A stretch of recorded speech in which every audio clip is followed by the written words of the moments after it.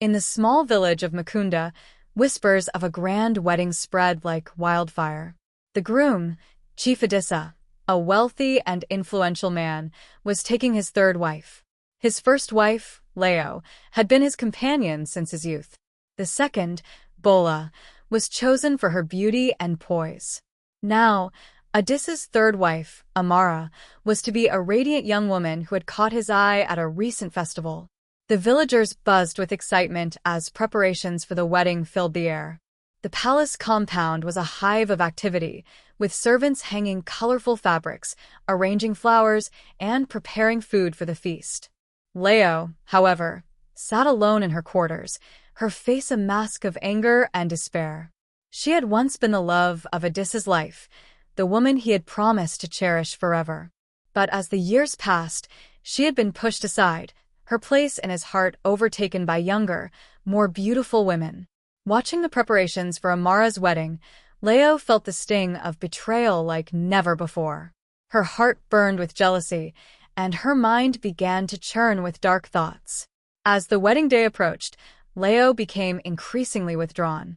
She rarely spoke to anyone, choosing instead to spend hours locked in her chambers. Her servants noticed the change in her demeanor but dared not speak of it. Only her closest confidant, Tenny, knew the depth of her pain. "You were his first," Tenny said, trying to console her. "No matter how many wives he takes, your position is sacred." Leo shook her head, her eyes cold and distant. "Sacred? Do you see how he looks at her? Do you hear the villagers call her the jewel of Mukunda? I am nothing to him now. Nothing." Tenny hesitated before speaking. "What will you do?" Leo's lips curled into a bitter smile. "He may think he can humiliate me, but he will learn the cost of betrayal. If he wants to replace me, let him see what happens when he weds his precious jewel." Her words sent a shiver down Tenny's spine. She wanted to warn Leo against whatever she was planning, but the resolve in the woman's eyes was unshakable. The day of the wedding arrived with great fanfare.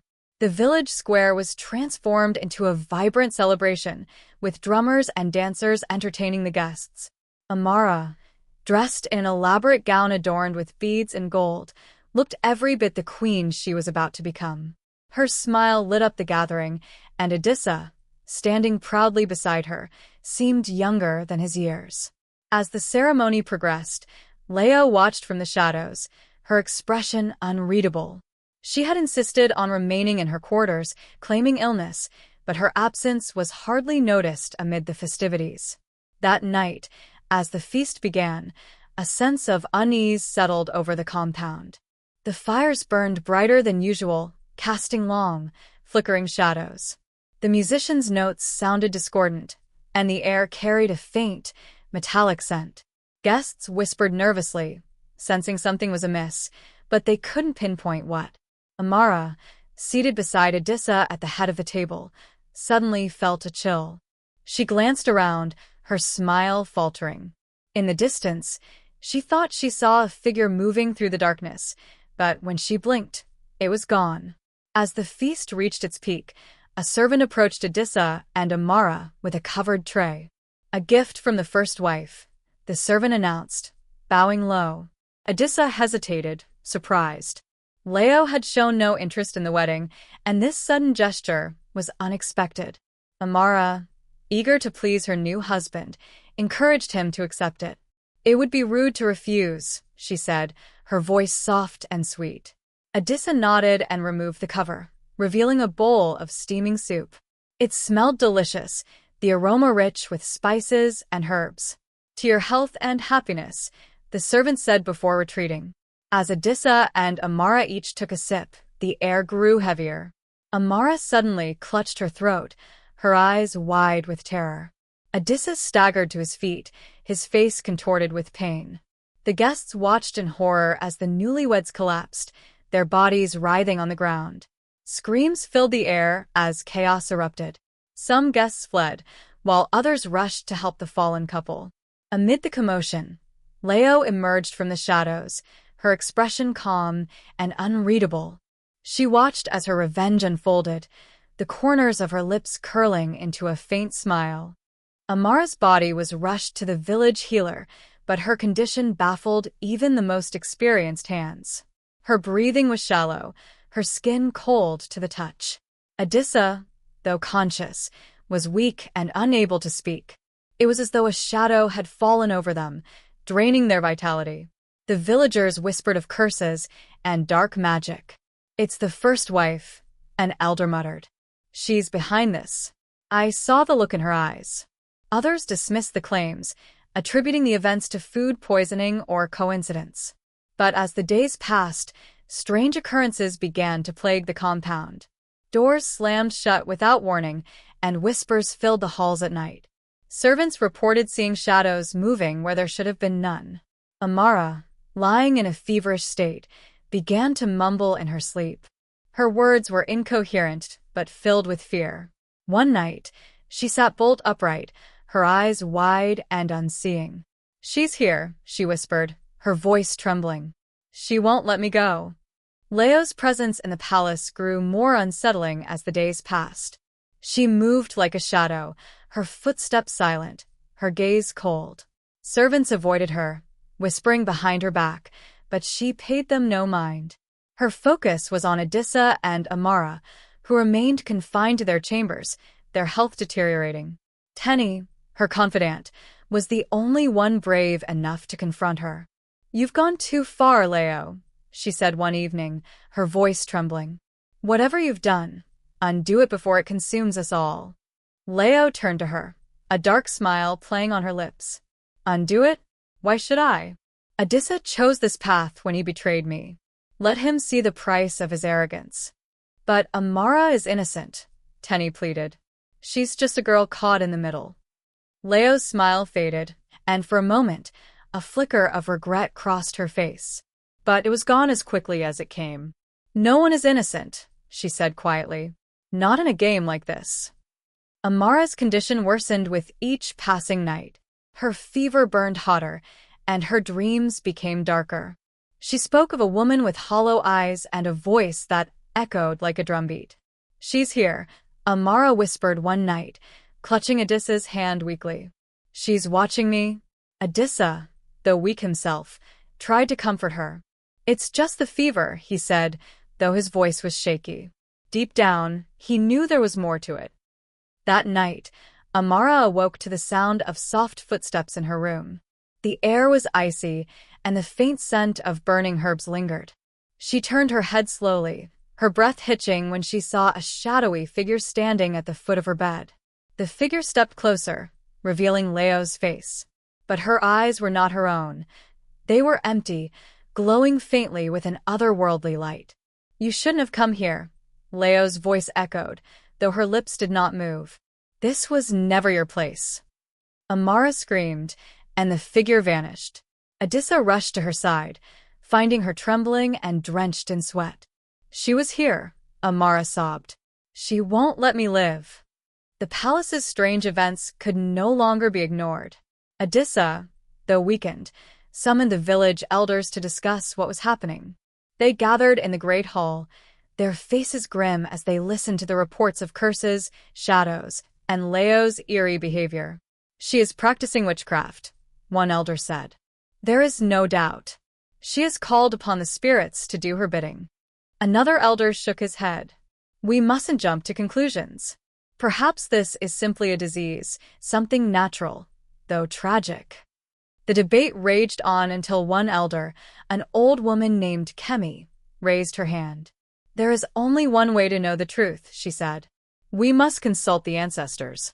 They will reveal what lies hidden." The elders agreed, and preparations for the ritual began. It would take place beneath the sacred baobab tree in the heart of the village, where the veil between the living and the dead was thinnest. The night of the ritual was dark and still, the air heavy with anticipation. The elders gathered beneath the baobab tree, its massive roots twisting like the fingers of an ancient hand. A fire burned in the center of the circle, casting long shadows across their faces. Adissa and Amara were brought to the ritual, their frail bodies supported by servants. Leo watched from the edges of the gathering, her face impassive. Tenny stood beside her, her hands clasped tightly in prayer. Kemi began the chant, her voice deep and resonant. The flames of the fire danced higher, and the air seemed to hum with energy. "Ancestors of Mukunda," Kemi called, "we seek your wisdom. Reveal the truth of what has befallen us." The fire roared suddenly, and the image of a woman appeared within its flames. Her face was twisted with anger, her eyes glowing like embers. The elders gasped as the figure pointed a finger toward Leo. "She has betrayed the balance," the voice boomed. "Her jealousy has awakened a darkness that cannot be contained." All eyes turned to Leo, who stood frozen, her composure cracking. I didn't mean for it to go this far," she stammered. "I only wanted him to feel my pain." The ancestors' warning sent shockwaves through the village. The elders ordered Leo to reverse the curse, but she shook her head, tears streaming down her face. "It's too late," she said. "The darkness has taken on a life of its own. I can't control it anymore." As if to prove her words, the ground beneath the baobab tree began to tremble. The flames of the ritual fire turned black, and an eerie howl echoed through the air. Shadows rose from the ground, coalescing into monstrous forms that circled the gathering. Amara clutched Adissa's hand, her breathing shallow. "It's coming for us," she whispered. "It won't stop." The elders formed a protective circle around the couple, chanting prayers and throwing sacred herbs into the fire. The shadows recoiled, but they did not retreat entirely. Leia watched in horror, her knees buckling. "I've doomed us all," she murmured. The shadows that rose from the ground seemed to stretch and twist unnaturally, as if they were alive. Their forms were monstrous, limbs too long, faces blurred but filled with malice. They circled the elders, their movements fluid and deliberate, testing the protective barrier created by the sacred herbs and prayers.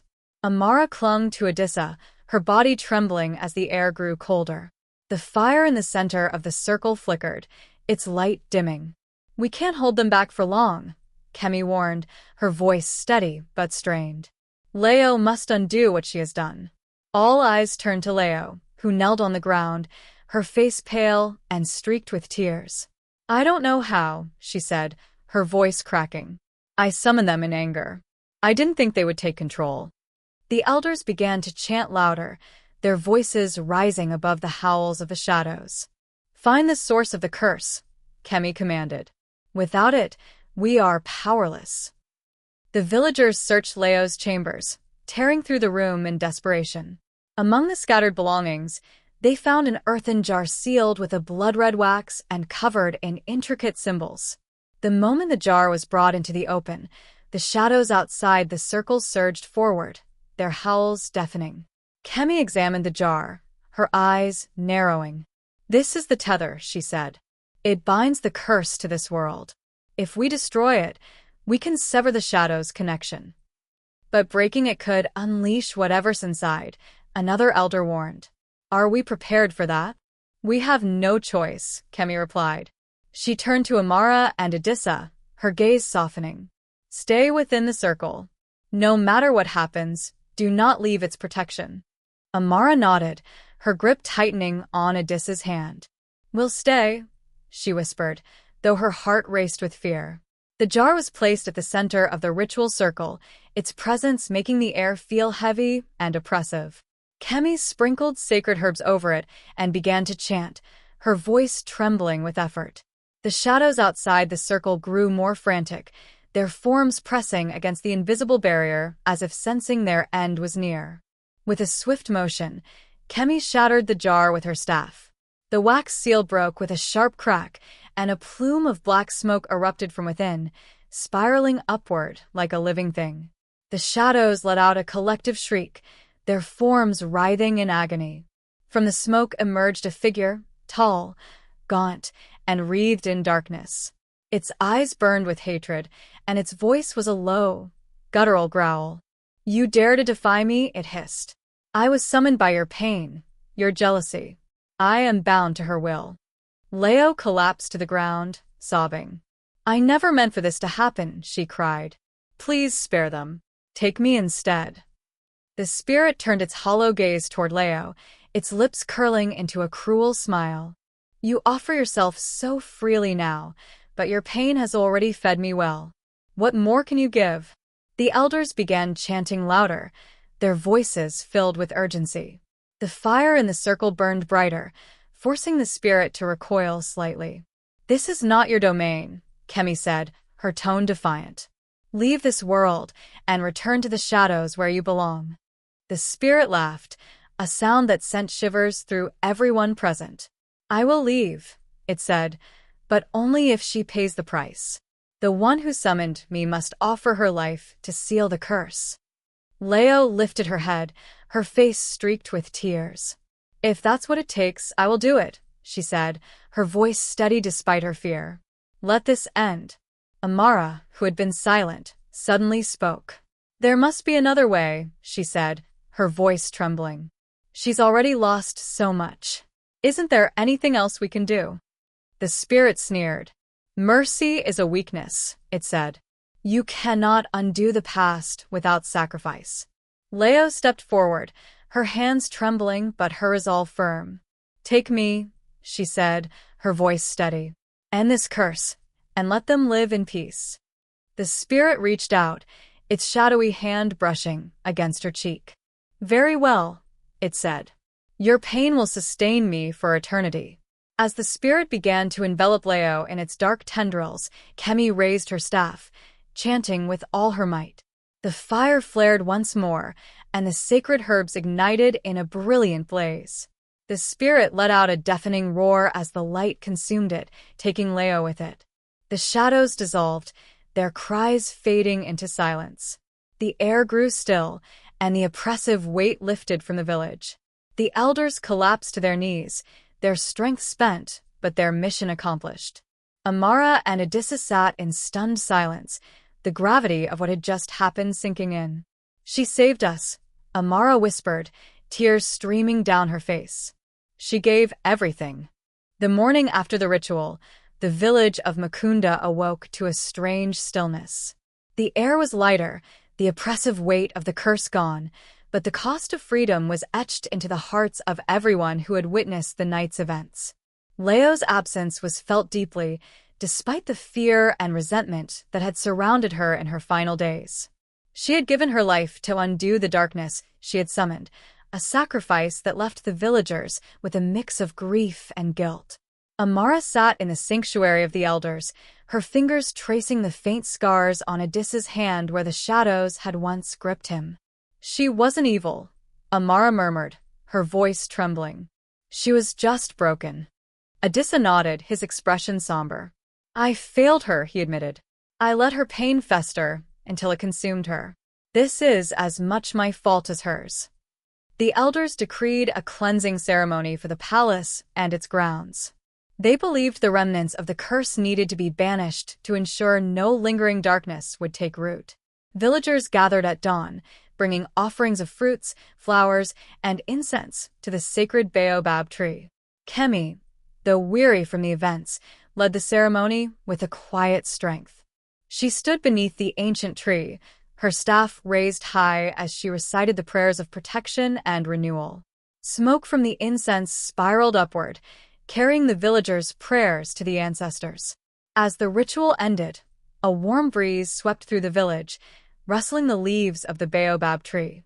Many took it as a sign that Leo's spirit had been accepted by the ancestors, her sacrifice acknowledged and honored. Despite the ceremony's success, Odysseus found himself unable to move past the events of the wedding night. He often retreated to his chambers, staring at the spot where Leo had last stood. His once commanding presence was replaced by a heavy sadness that made the palace feel emptier than ever. Amara tried to console him, but she too struggled with her emotions. Her dreams were haunted by images of Leo's anguished face and the spirit's cruel smile. She began to question her place in the palace, wondering if her arrival had set the tragedy in motion. One evening, as the sun dipped below the horizon, Amara approached Odysseus in the garden. "We can't let her sacrifice be in vain," she said, her voice steady despite the tears in her eyes. "We have to make this a place of peace again." Odysseus looked at her, his expression softening. "You're right," he said. "But how do we move forward when the past still holds us?" The days turned into weeks, and the palace began to heal. Edessa took an active role in overseeing the restoration of the grounds, inviting villagers to participate in the process. Together, they cleared away the remnants of the curse, planting new flowers and repainting the walls. Amara worked closely with the women of the village, creating a memorial for Leo beneath the baobab tree. They carved her name into a smooth stone and surrounded it with white flowers, a symbol of purity and redemption. During the unveiling of the memorial, Amara spoke to the gathered crowd. Leo's actions were born of pain, but her final choice was one of love and sacrifice. Let us honor her by ensuring no one in this village feels forgotten or cast aside. Her words resonated deeply, and the villagers pledged to build a stronger, more unified community. The palace, once a source of division, became a symbol of reconciliation. As time passed, the story of Leo's sacrifice and the defeat of the spirit became a tale told around fires and at festivals. It was a reminder of the dangers of unchecked emotions, but also of the power of redemption and unity. Amara and Edessa worked tirelessly to ensure the lessons of the past were not forgotten. They established a council to address grievances within the village, giving everyone a voice and ensuring no one felt unseen. The baobab tree became a gathering place, its roots a symbol of the interconnected lives of the villagers. Though the shadows of that fateful night lingered in their memories, Amara and Edessa found solace in their shared mission. They rebuilt not just the palace but also the trust and harmony of their people. And as the years went by, the village of Mukunda flourished, its spirit unbroken and its people united. Beneath the baobab tree, Leo's name stood as a testament to the strength it takes to confront one's darkness and the light that can emerge from even the deepest shadows. Despite the village's efforts to move on, Leo's presence lingered in subtle, unspoken ways. Some nights, villagers claimed to see her silhouette beneath the baobab tree, her figure still and watchful. Others whispered of dreams in which she appeared, her voice soft yet filled with sorrow. Amara couldn't escape these whispers. She often found herself drawn to Leo's memorial, where she would sit for hours, reflecting on the events that had unfolded. One evening, she lit a lantern at the site and whispered, "I hope you've found peace, Leo. I hope you know we're trying to make things right." As the flame flickered, a gentle breeze swept through the clearing, rustling the flowers surrounding the memorial. Amara took it as a sign, a silent acknowledgement from the woman whose actions had reshaped their lives. The village elders convened to discuss how to preserve the lessons learned from the tragedy. The story of Leo and the spirit must never be forgotten, Kemi said, her voice firm. We owe it to future generations to remember both the pain and the healing. It was decided that an annual festival would be held in Leo's honor. The event would serve as a reminder of the dangers of jealousy and isolation, but also celebrate the power of forgiveness and unity. The festival would feature storytelling, music, and dances performed beneath the baobab tree. When the news spread, the villagers embraced the idea. It will be a way to heal, one elder said, not just for us, but for those who come after. The first festival of reconciliation brought life and joy back to Mukunda. The village square was transformed with vibrant decorations, and the baobab tree was adorned with lanterns that glowed like stars. Villagers shared stories of Leo, Edessa, and Amara, each tale carrying a message of redemption and hope. Amara, standing beneath the tree, addressed the crowd. "This festival is not just about remembering the past," she said, her voice clear and steady. "It's about building a future where we care for one another, where no one feels alone." Her words were met with applause and cheers. As the night wore on, the sound of laughter and music filled the air, echoing through the village like a balm for their collective wounds. Though the village had embraced healing, not all was forgotten. Edessa struggled with guilt, his nights plagued by dreams of Leo's final moments. He would wake in a cold sweat, her voice echoing in his mind. "You failed me," it whispered. "You let me fall." Amara noticed his growing restlessness and confronted him one evening. "You can't carry this guilt forever," she said gently. "Leo made her choice, but we're making ours now. We're honoring her by ensuring no one else feels her pain. Odysseus sighed, his shoulders slumping. I just wonder if I could have done more, he admitted. If I had been kinder, more present, maybe this could have been avoided. Maybe, Amara said. But we can't rewrite the past. All we can do is honor it by being better now. Over time, the palace became more than just a residence. It transformed into a center for the village's growth, a place where disputes were resolved, traditions were celebrated, and new ideas were born. Amara and Odysseus opened their doors to anyone in need, ensuring that no one felt the isolation that had consumed Leo. The baobab tree, once a silent witness to the village's turmoil, became a symbol of resilience and hope. Its roots stretched deep, connecting the past to the present, while its branches reached skyward, embracing the promise of the future. As the years passed, the story of Leo, Odysseus, and Amara became a legend, told around fires and at festivals. It was a tale of love, betrayal, and redemption, a reminder that even in the darkest moments, light could be found. Years passed, and the annual Festival of Reconciliation became a cherished tradition in Mukunda. Villagers from neighboring communities began to attend, drawn by the powerful story of love, betrayal, and redemption. The baobab tree stood taller than ever, its branches spreading wide, sheltering the village like a protective guardian. Amara, now older but still vibrant, felt a deep sense of fulfillment. Her role as a bridge between the past and the future had given her purpose. This is what Leo would have wanted, she often told Odysseus, who had also found a way to make peace with the past. On one festival evening, as lanterns filled the sky and music echoed through the village, Amara stood beneath the baobab tree. She placed her hand on its rough bark and closed her eyes. Memories of the past flooded her mind, Leo's anguish, Odysseus' guilt, the villagers' fear. But alongside them came images of the village's rebirth, the festivals, the laughter of children, and the unity that had blossomed from the ashes of tragedy. It's all worth it, she whispered to herself, feeling the steady pulse of life within the tree. It was as though the baobab carried the essence of the village, their struggles, triumphs, and the sacrifices that had shaped their destiny. As Amara turned to join the festivities, a soft breeze rustled the leaves above her, carrying the faintest echo of a woman's laughter. She froze, her heart skipping a beat. For a moment, she thought she saw a shadow moving at the edge of the light, but when she blinked, it was gone. A knowing smile crept onto her face. "Thank you, Leo," she murmured, tears glistening in her eyes. One evening, not long after the festival, Amara dreamed of a radiant field under a golden sun.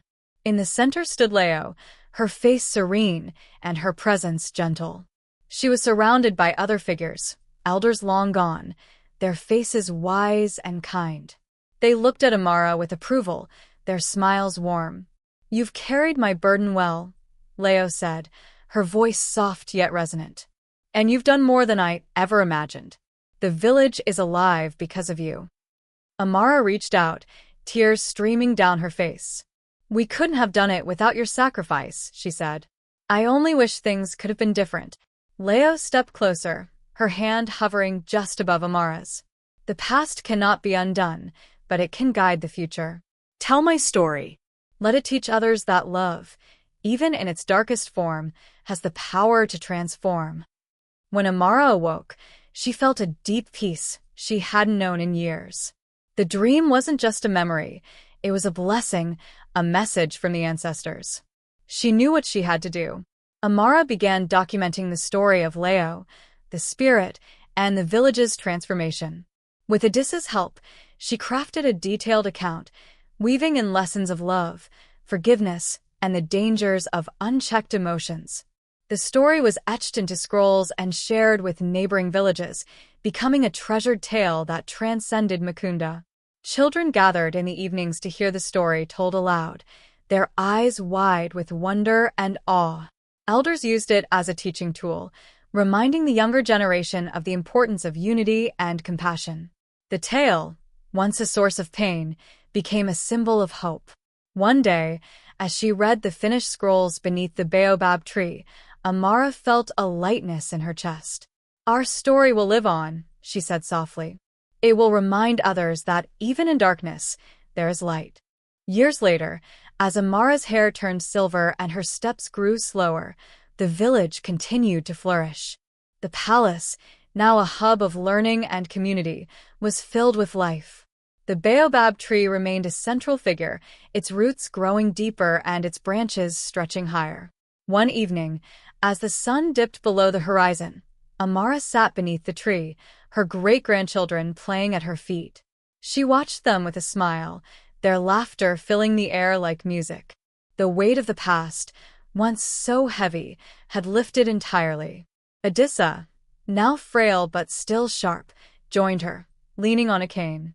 "We did it," he said simply, his voice tinged with pride. Amara nodded. Leo's sacrifice, the spirit's defeat, the village's rebirth, it all led us here. I think it's time to let go. Together, they offered a prayer of gratitude to the ancestors, their voices blending with the rustling of the tree's leaves. Amara passed peacefully beneath the baobab tree a few weeks after the prayer. The villagers gathered to honor her, celebrating her life with songs and stories. They buried her beside Leo's memorial, beneath the roots of the great tree she had cherished. Adissa followed soon after, his final days spent in quiet reflection. The villagers placed his name beside Amara's, their union a testament to redemption and the power of love. The baobab tree grew stronger with each passing year, its presence a beacon of resilience and unity. Generations later, the story of Mukunda's transformation continued to be told, a legend that spread far and wide. And though the shadows of the past had long since faded, the lessons they carried endured, etched into the hearts of all who heard the tale of Leo, Adissa, and Amara, the ones who turned darkness into light.